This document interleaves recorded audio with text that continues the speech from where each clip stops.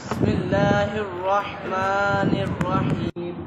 الحمد لوليه والصلاة على نبيه وعلى آله وأصحابه المتأدبين بآدابه. ماشاء اللہ.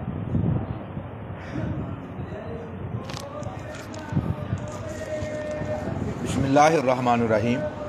جی سلمان بھائی، آپ نے ماشاءاللہ عبارت پڑھی ہے اور ہم نے گزشتہ اسباق میں الحمد لولیہ والصلاۃ علی نبیہ کے حوالہ سے ہم نے کچھ چیزیں اور معروضات آپ کی بارگاہ میں عرض کر دی تھی. وعلی آلہ واصحابہ المتأدبین بآدابہ. آج یہ ہمارا سبق ہے. یہاں پر ایک اعتراض ہوتا ہے کہ مصنف نے والصلاۃ علی نبیہ فرمایا، تو والصلاۃ علی رسولہ بھی تو فرمایا جا سکتا تھا. علی رسولہ، ٹھیک ہے. تو والصلاۃ علی نبیہ یہ کیوں کہا؟ پہلا تو اس کا جواب ہے کہ رعایت سجا کے لیے، رعایت سجا کے لیے کہ ما قبل تھا لولیہ، تو اس کی رعایت کرتے ہوئے علی نبیہ فرمایا. ٹھیک ہے جی مولانا عابد صاحب، علی رسولہ نہیں کہا، علی نبیہ ہی کہا. تو اس کی وجہ، ایک وجہ تو یہ ہے کہ پیچھے تھا لولیہ اور آگے والصلاۃ علی نبیہ، تو رعایت سجا. ٹھیک ہے. سجا وہ کلام منثور ہوتا ہے، ایک ہوتی ہے نظم، ایک ہوتی ہے نظم اور ایک ہوتی ہے نثر. تو سجا وہ کلام منثور ہوتا ہے جس کا آخری کلام، ہر جملے کا آخری فقرہ، آخری کلام ایک جیسا ہوتا ہے.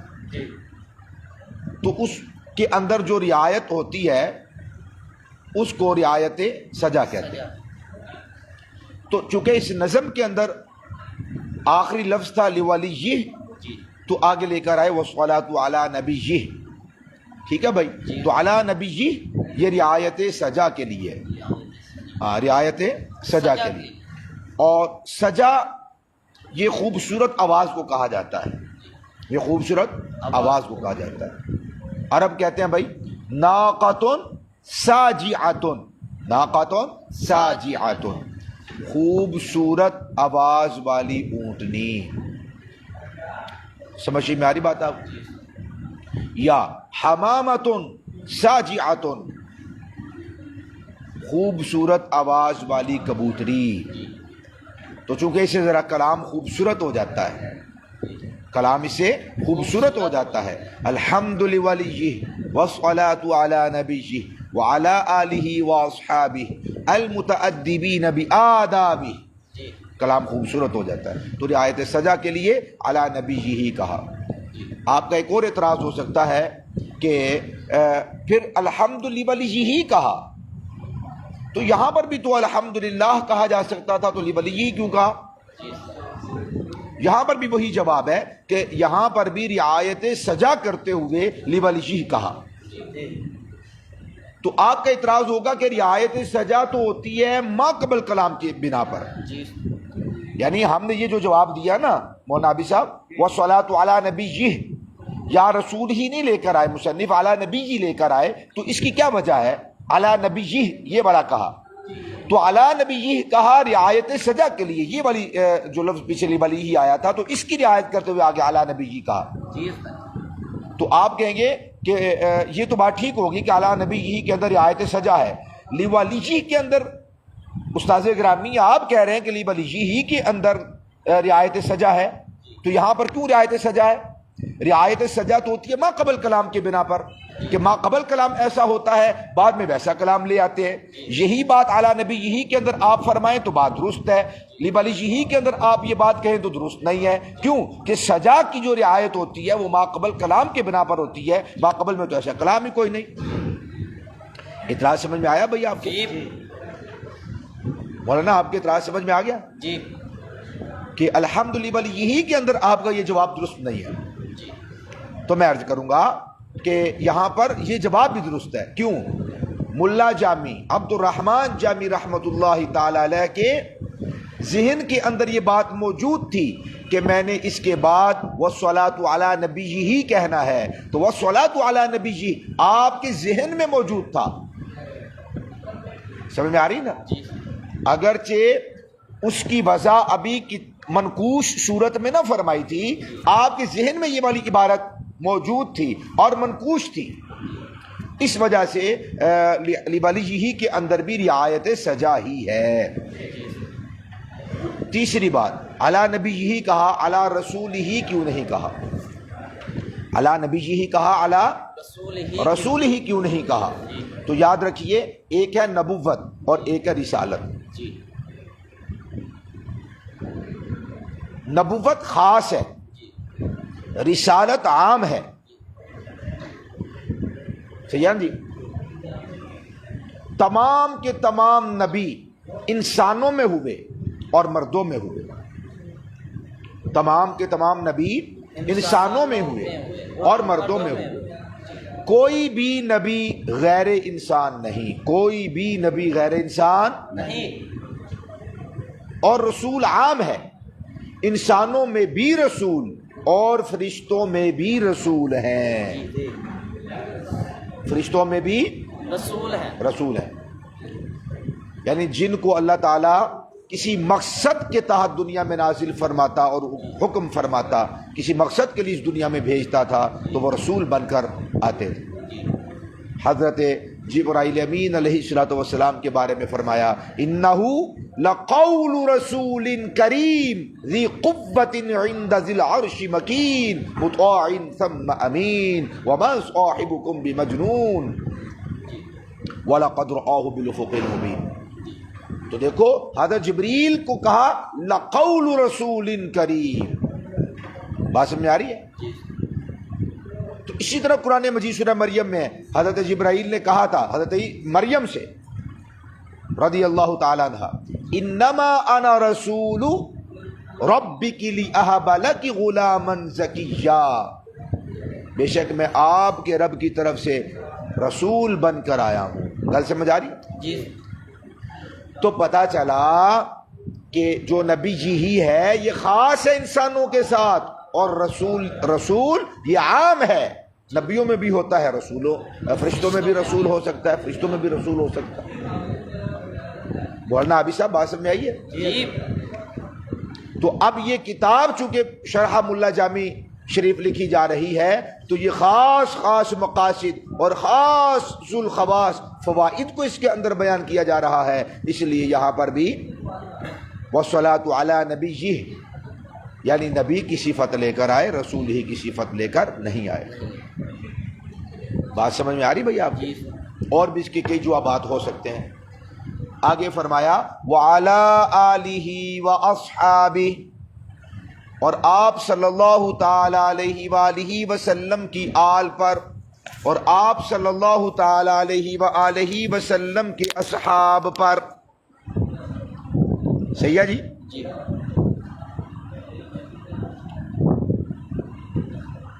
آل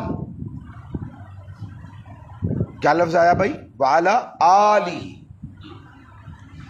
آل عربی کا لفظ ہے، اور بعض علماء کی رائے، علماء نحو کی رائے یہ ہے کہ آل اہلن سے بنا ہے. آل اہلن سے بنا ہے. اس طرح کہ ہا کو حمزہ میں تبدیل کیا، ہا کو حمزہ سے تبدیل، حمزہ سے تبدیل کیا. سمجھ آ رہی جی؟ تو کیا بن گیا؟ اعلن. کیا بن گیا؟ اعلن بن گیا. اب دوسرا حمزہ ساکن ہے، ما قبل متحرک ہے اور مفتوح ہے، تو اس کی بنا پر دوسرے حمزہ کو الف سے بدل دیا تو اعلن کیا بن گیا؟ آلن. کیا بن گیا؟ آلن. بعض علماء نحو کی رائے یہ ہے کہ آلن کا جو لفظ ہے یہ آوالن سے بنا ہے. کس سے بنا؟ آوالن. آوالن سے بنا. جی. واو. ٹھیک ہے بھائی. تو پھر وہی تعلیم کہ واو کو حمزہ سے بدلا، اعلن ہو گیا. جی. ٹھیک ہے نا؟ آوالن سے یا اولن سے بنا تو واو حمزہ سے بدل گیا، واو حمزہ سے بدل گیا. حمزہ سے بدل گیا تو بن گیا آلن. بن گیا آلن. سمجھ میں آ رہی بات؟ جی. لیکن زیادہ مضبوط قول یہ ہے کہ یہ اہلن سے بنا ہے. آلن کس سے بنا ہے؟ اہلن سے بنا ہے. اہلن سے بنا ہے. کس سے بنا ہے؟ اہلن سے. اہلن سے بنا ہے.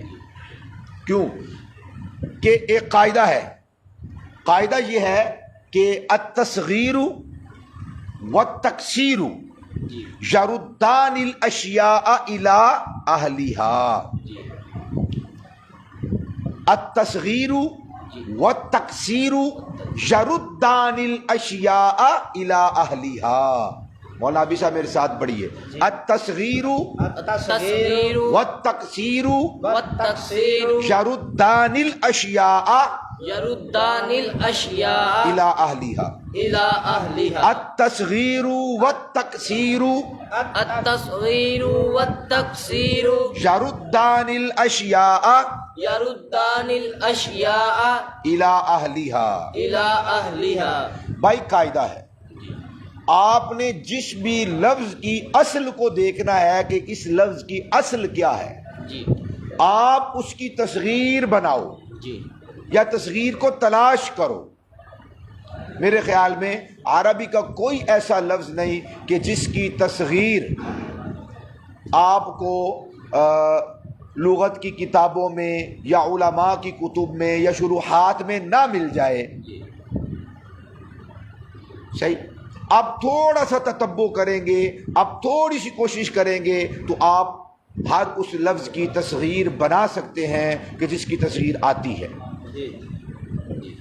ہر وہ لفظ کہ جس کی تصغیر آتی ہے آپ اس کی تصغیر بنا لو گے تھوڑی سی محنت کے ساتھ، تھوڑی سی توجہ کے ساتھ. کیونکہ اکثر بچے کہتے ہیں ہم تصغیر بنائیں کیسے. ایک قاعدہ ہے وہ آسانی سے یاد کر لو کہ وہ عبیدن کا وزن ہوتا ہے، قریشن کا وزن ہوتا ہے تصغیر کا، فعیلن کے وزن پر، رجیلن، قریشن، عبیدن. سمجھ میں آ رہی نا بات؟ یہ ایک وزن ہے. آپ اس کی تصغیر بنا کر دیکھ لیں. جس بھی لفظ کی تصغیر آتی ہے آپ اس وزن پر اس کی تصغیر بنائیں تو جو الفاظ اصل ہوں گے تصغیر میں لوٹ آتے ہیں. اب ہم نے آلن کی تصغیر کو تلاش کیا، کتب لغت میں بھی مل گیا. سمجھ آ رہی ہے؟ اور جو ادبائے عرب ہیں، فصحائے عرب ہیں، ان کے کلام کے اندر بھی ہمیں آلن کی تصغیر مل گئی. اور آلن کی تصغیر آتی ہے مولانا ابی صاحب، مولانا سلمان صاحب، اہیلن. آلن آل، آلن خاندان، قبیلہ، گروہ، جماعت. اس سارے اس کے معنی آتے ہیں. میں انشاءاللہ آگے چل کے عرض کر دوں گا. سمجھ میں آ رہی بات آپ؟ تو آلن بنا ہے اہیلن سے. کس سے بنا؟ اہیلن سے. آلن کی جو تصغیر ہے وہ اہیلن ہے.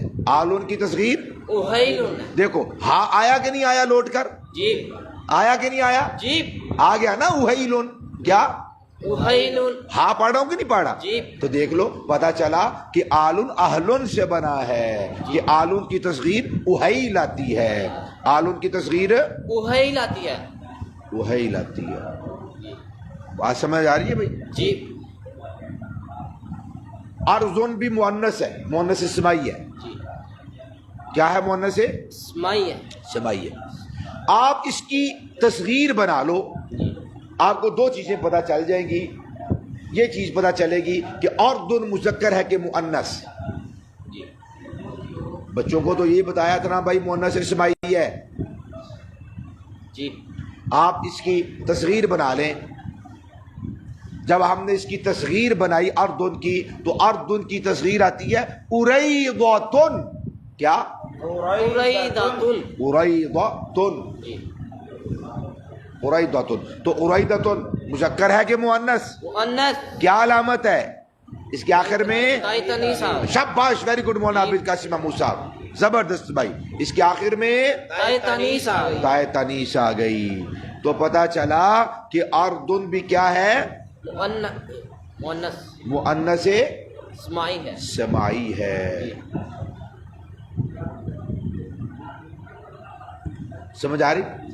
تو ہر وہ چیز کہ جس کو آپ نے جاننا ہو کہ اس کے لفظ اصلی ہے یا کہ تعلیل شدہ ہے، جی تو دو طریقے ہیں، التصغیر والتکسیر جی یردان الاشیاء الی اہلہا. کہ آپ اس کی تصغیر بنا دو یا تکسیر بنا دو. کیوں؟ کیونکہ تصغیر اور تکسیر، کیونکہ تصغیر اور تکسیر یہ دونوں یردان الاشیاء، چیزوں کو، الفاظ کو لوٹا دیتے ہیں الی اہلہا، اس کی اہل کی طرف، اس کی اصل کی طرف. جی بھائی ایک لفظ آپ پڑھتے ہو دینار، کیا لفظ پڑھتے ہو؟ دینار. دینار. درہم، دینار. یہ دینار اصل لفظ دینار ہے. اصل لفظ کیا ہے؟ دینار. دینار ہے، یعنی دو نون ہے. آپ کیا پڑھتے ہیں؟ دینار. دینار. یا کے ساتھ پڑھتے ہیں دینار. جی یہ بھی پڑھا جاتا ہے، دینار بھی پڑھا جاتا ہے. جی سمجھ میں آ رہی سلمان صاحب؟ جی اور دینار یا کے ساتھ اور یا کے بغیر دونوں طریقے کے ساتھ پڑھا اور لکھا جاتا ہے. دینار یا دینار. دینار. اصل لفظ ہے دینار. اصل لفظ ہے دینار. اصل لفظ ہے. دینار. آپ کہیں گے استاد جی کیسے پتا چلا؟ بھائی ہم نے اس کی جمع تکسیر بنائی، ہم نے اس کی جمع تکسیر بنائی، ہم نے اس کی جمع تکسیر اور جمع بنائی. مکسر. جی. ایک جمع سالم ہوتی ہے، ایک جمع مکسر ہوتی ہے. مکسر ہوتی ہے. ہم نے بھائی اس کی جمع مکسر بنائی. جی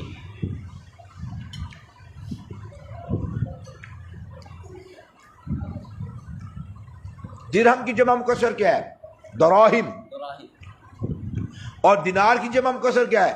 دراہم. دنانیر. دنانیر. جی نہیں سمجھ آئی کیا؟ دنانیر. دنا نیر. دنا نیر. مزہ نہیں آیا اونچا بولو. دنانیر. کتنے نون ہے؟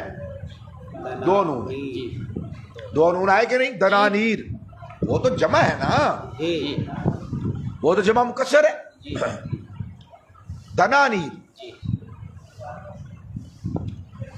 تو دال اور نون، پہلے نون کے درمیان، دو نونوں کے درمیان جو الف آیا نا وہ جمع مکسر کا الف ہے. جی اگر وہ جمع مکسر کا الف نہ ہو یا الف کو ہٹا دیا جائے تو دو نون اکٹھے ہوئے کہ نہیں ہوئے؟ جی تو پتا چلا کہ دینار اصل میں دینار ہے. جی دیکھ لو بھائی، الفاظ کا پتا چلتا ہے تصغیر سے جی یا جمع تکسیر سے. جی قاعدہ کیا یاد کروایا میں نے؟ ذرا دہرا دو ایک مرتبہ. التصغیر التصغیر والتکسیر یردان الاشیاء الی اہلہا. اشیاء. اشیاء کیا؟ اشیاء الی اہلہا.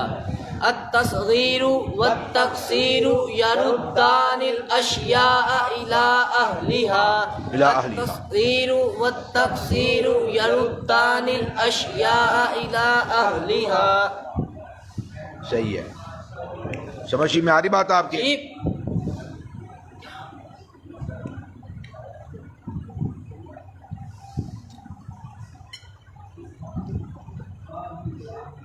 وعلی آلہ، اور آپ صلی اللہ علیہ وسلم کی آل پر. آل کس کو کہا جاتا ہے؟ اس کے بہت سارے جو ہے وہ اطلاقات ہیں. اس کے بہت سارے اطلاقات ہیں آل کے، کہ آل کس کے لیے آتا ہے. جی السلام علیکم. جی وعلیکم السلام. میں حبیب جی نالے لائیو کرائی ہوں گے، نالے لائیو کھائی ہوں گے. آ جاؤ آ جاؤ، تشریف لے آؤ، سبق پڑھا رہے ہیں. ہاں جی. یہ موبائل سے سبق پڑھ سکتے؟ چلو میں باتیں کرنا گا ٹھیک۔ تو سمجھ میں آ رہی کہ نہیں آ رہی بات آپ کی؟ جی والا آلہ، آل خاندان کو بھی کہا جاتا ہے، آل خاندان کو بھی کہا جاتا ہے۔ آل خاندان کو کہا جاتا ہے، اور خاندان میں یعنی آل کے اندر اصول بھی آ جاتے ہیں اور فروع بھی آ جاتے ہیں، ماں باپ بھی آل کے اندر داخل ہوتے ہیں اور بچے بھی آل کے اندر داخل ہوتے ہیں، لفظ آل میں داخل ہوتے ہیں۔ لفظ آل بعض اوقات خاص اولاد کے لیے استعمال ہوتا ہے، جی بیٹوں کے لیے، بیٹیوں کے لیے، اور لفظ آل اولاد کے لیے بھی استعمال ہوتا ہے جی اور اولاد کی اولاد کے لیے بھی استعمال ہوتا ہے، جی۔ یعنی پوتوں کے لیے، پوتیوں کے لیے، نواسوں کے لیے، نواسیوں کے لیے بھی استعمال ہوتا ہے، استعمال کیا استعمال ہوتا ہے۔ استعمال ہوتا ہے۔ اور لفظ آل لشکر والوں کے لیے بھی، لشکریوں کے لیے بھی استعمال ہوتا ہے، لشکریوں کے لیے بھی استعمال ہوتا ہے، جیسے آل فرعون قرآن مجید کے اندر بہت سارے مقام پر آیا، جی آل فرعون، سمجھ میں آ رہی نا بات آپ کی؟ تو آل فرعون لشکریوں کے لیے بھی استعمال ہو رہا ہے قرآن مجید کے اندر، جی اور ایسے ہی آل کا معنی متبعین کے لیے بھی استعمال ہوتا ہے، جی۔ متبعین جو اتباع کرنے والے ہیں ان کے لیے بھی استعمال ہوتا ہے، جی پیروکار کے لیے، ماننے والوں کے لیے بھی استعمال ہوتا ہے، جی سمجھ میں آ رہی بات آپ کی؟ جی یہاں پر اگر اعتبار کیا جائے نبی اکرم صلی اللہ تعالی علیہ وآلہ وسلم کی بیٹوں اور بیٹیوں کا، تو پھر معنی ہوگا وعلی آلہ، اور آپ صلی اللہ علیہ وآلہ وسلم کی آل یعنی آپ کے بیٹوں اور بیٹیوں پر، جی اور اگر یہاں پر اعتبار کیا جائے والدین کا بھی، پھر ترجمہ ہوگا کہ آپ صلی اللہ علیہ وسلم کے بیٹوں، بیٹیوں اور آپ کے آباء و اجداد پر بھی۔ جی اور اگر اس کا ترجمہ یہ کر لیا جائے، یہ تصور آل کا یہ معنی مراد لے لیا جائے کہ آپ کے اولاد کی اولاد، جی اولاد کی اولاد، پھر اس کے اندر معنی یہ ہو جائے گا کہ آپ کے شہزادگان، آپ کی شہزادیاں اور آپ کے نواسوں اور نواسیوں پر درود ہو، جی پھر وہ بھی شامل ہو جائیں گے۔ اور اگر یہاں پر آپ کے جانثار، وفادار اور آپ کے لشکریوں کے لیے استعمال کیا جائے تو بھی پھر معنی آ جائے گا کہ آپ کے خاندان اور آپ کے اصحاب جنہوں نے آپ کی کامل اتباع کی ہے ان پر بھی درود ہو۔ جی اور اگر آل کا معنی کاملین کر لیا جائے تو اس کا معنی پھر ہوگا کہ آپ کے امت کے علماء پر، جی صحیح ہے نا؟ جی اور علماء میں کون؟ جو الراسخون ہیں، جی جو فقہاء ہیں، جی جو مجتہدین ہیں، جی جو متکلمین ہیں، جی بولنا سمجھ آ رہی بات آپ؟ جی ان پر درود ہو۔ اگر یہ سب میں آل کے اطلاقات کے تبدیل ہونے سے معنی تبدیل ہو جائے گا مولانا، جی شمع شریف میں بات آ رہی ہے بھائی؟ جی اور اگر آل کا معنی یہاں پر کریں تمام متبعین تو پھر اس کا ترجمہ ہو جائے گا کہ تمام خوبیاں حمد لائق حمد کے لیے اور درود و سلام ہوں لائق حمد کے نبی یعنی اللہ سبحانہ و تعالیٰ کے نبی مکرم صلی اللہ علیہ وسلم پر، اور درود ہو آلہ آپ کے خاندان، آپ کی آل، آپ کی جس کے اندر ازواج بھی شامل ہیں، آپ کی ازواج، آپ کے اصحاب، آپ کے رفقاء کاملین، حتیٰ کہ ہر ایک کلمہ گو پر بھی درود ہو، یہ معنی بھی کیا جا سکتا ہے۔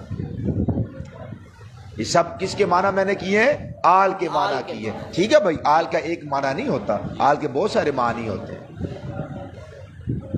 وَأَصْحَابِهِ، اور آپ کے اصحاب پر، اور آپ کے اصحاب پر۔ اصحاب جمع ہے صحب کی، صحیح ہے؟ اصحاب جیسے خبر کی جمع اخبار. ایسے صحب کی جمع اصحاب. جی اور اس کا واحد صحابی آتا ہے. اس کا واحد صحابی آتا ہے. صحابی دوست کو کہتے ہیں, ساتھ بیٹھنے والے کو, صحبت اختیار کرنے والے کو صحابی کہتے ہیں. جی سمجھ میں آ رہی بات آپ؟ جی اور یہاں پر مراد چونکہ ہا ضمیر نبی جی آپ صلی اللہ علیہ وآلہ وسلم کی ذات کی طرف اس کا لوٹ رہی ہے, مرجع نبی ہے, تو مانا ہوگا آپ صلی اللہ علیہ وسلم کے ساتھیوں پر بھی درود ہو. آپ صلی اللہ علیہ وسلم کے ساتھیوں پر بھی درود ہو. سمجھ میں آ رہی بات بھائی؟ جی یہاں پر ایک اور بات یاد رکھیے, بڑی خاص بات, بڑی خاص بات, وہ یہ کہ کامل درود و سلام یہ ہے کہ آپ نبی پاک صلی اللہ علیہ وآلہ وسلم اور آپ کی آل کو بھی اس کے اندر داخل کر لیں. اگر آل کو داخل نہ کیا تو یہ کامل درود شریف نہ ہوگا. کامل درود شریف نہ ہوگا.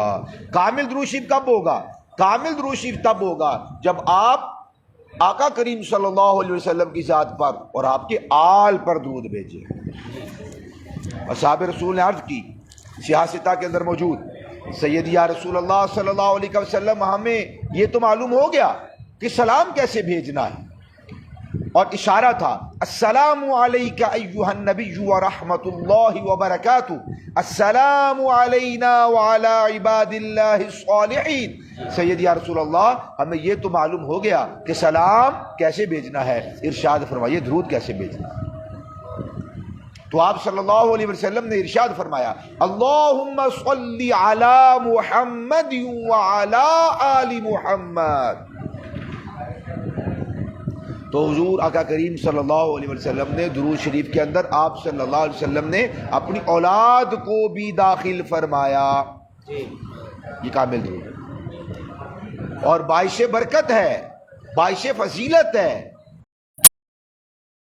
وفادار, مال جان, عزت و آبرو, کل کائنات حضور کریم علیہ الصلوۃ والسلام کے قدمین شریفین پر قربان کرنے والے ایک اشارہ ابرو پہ اپنی کائنات قربان اور لٹا دینے والے اصحاب رسول کو جائے. لائٹ بجھ گئی. ان کے دربار میں بھی درود و سلام بھیجا جائے. اس فضیلت سے بندے کو محروم آبی صاحب نہیں ہونا چاہیے. اہل سنت کا عقیدہ ہے کہ تمام کے تمام اہل بیت اطہار رضوان اللہ تعالی علیہم اجمعین بھی ہمارے سرخیل امام مقتدا اور مہدی ہیں, اور اصحاب رسول بھی سب کے سب, اور ازواج مطہرات بھی سب کی سب طیبہ ہیں, طاہرہ ہیں, پاکیزہ ہیں. میں سبق اختتام کرتا ہوں. مجھے یہ بتائیے کیسے پتا چلا کہ اہل بیت اطہار ہیں؟ آپ کہیں گے قرآن سے پتا چلا. انما یرید اللہ لیذہب عنکم الرجس اہل البیت ویطہرکم تطہیرا. اس آیت نے بتایا کہ اہل بیت اطہار ہے. اور اسی آیت سے معلوم ہوا کہ ازواج بھی اطہار ہیں. اسی لیے اہل سنت اہل بیت کے ساتھ کہتے ہیں اہل بیت اطہار, اور حضور کی ازواج یعنی مومنین کی ماؤں کے لیے کیا کہتے ہیں؟ ازواج مطہرات. ازواج مطہرات, یہ ہمارا عقیدہ ہے کہ اہل بیت بھی اطہار ہیں, ازواج بھی اطہار ہیں, اصحاب رسول بھی اطہار ہیں. سمجھ آ رہی ہے؟ اللہ تعالیٰ نے کتنے مقام پر مختلف صیغوں کے ساتھ ارشاد فرمایا ربنا وابعث فیہم رسولا منہم یتلو علیہم آیاتہ ویزکیہم ویعلمہم الکتاب والحکمہ. اور فرمایا هو الذی بعث فی الامیین رسولا منہم یتلو علیہم آیاتہ ویزکیہم ویعلمہم الکتاب والحکمہ او کما قال. تو نبی پاک صلی اللہ علیہ وسلم نے اصحاب رسول کا بھی تزکیہ کر دیا، اور جس کا تزکیہ ہو جائے وہ پاک ہو جاتا ہے، وہ طیب ہو جاتا ہے، وہ طاہر ہو جاتا ہے، اور جب زیادہ ہوں گے تو وہ اطہار کہلائیں گے۔ بے شک پتہ چلا کہ قرآن نے اہل بیت کی بھی طہارت کو بیان کیا ہے اور اصحاب رسول کی بھی طہارت کو بیان کیا ہے، سبحان اللہ۔ ورنہ معاذ اللہ ثم معاذ اللہ نبی مکرم نور مجسم شفیع دو عالم صلی اللہ تعالی علیہ وآلہ وسلم آپ کی تعلیم و تربیت میں معاذ اللہ پھر فرق آ جائے گا۔ اگر آپ اصحاب کو طیب نہ مانو گے، اطہار نہ مانو گے، پاکیزہ نہ مانو گے، جب ان کا تزکیہ ہو گیا، جی جب حضور تشریف ہی تزکیہ کرنے کے لیے آئے تھے، تصفیہ کے لیے آئے تھے، اور دلوں کو مجلہ کرنے کے لیے آئے تھے، اور مصفہ کرنے کے لیے آئے تھے، صاف ستھرا کرنے کے لیے آئے تھے، معاذ اللہ اگر آپ کہو کہ صحابہ رسول ظالم تھے، فاسق تھے، فاجر تھے، معاذ اللہ گناہ گار تھے، پھر تو آپ نے کیا دعویٰ کر دیا کہ رسول اللہ جو مشن لے کر آئے تھے معاذ اللہ حضور اپنا مشن پورا نہیں کر سکے۔ غلابی صاحب بات میں آ رہی ہے؟ جی تو ہمارے اکابرین کا طریقہ ہے کہ جب بھی نبی پاک صلی اللہ علیہ وسلم کی ذات پر درود بھیجتے ہیں تو طبعاً اہل سنت کے نزدیک مستقلاً جو درود ہے وہ نبیوں کے لیے جائز ہے، فرشتوں کے لیے جائز ہے، اور غیر معصومین کے لیے جب آپ درود بھیجنا چاہتے ہیں تو آپ مستقلاً نہ بھیجیں بلکہ آپ طبعاً بھیجیں۔ طبعاً کا معنی یہ ہے پہلے رسول اللہ کی ذات میں بھیجیں، خود کو محروم نہ کریں، پہلے مصطفیٰ جان رحمت پر درود بھیجیں اور اس کے بعد آپ کی اتباع میں آپ کی اہل بیت پر بھیجیں، آپ کے شہزادگان، آپ کی شہزادیوں پر بھیجیں، نواس و نواسیوں پر بھیجیں، جی ازواج مطہرات پر بھیجیں، اصحاب رسول پر بھیجیں، کامل اتباع کرنے والوں پر بھیجیں، اور عام مسلمان اور مومنین پر آپ بھیجیں تاکہ کوئی ایک بھی اس رحمت سے محروم نہ رہ سکے۔ اللہ تعالی ہمیں صحیح معنوں میں عالم دین بننے کی توفیق عطا فرمائے۔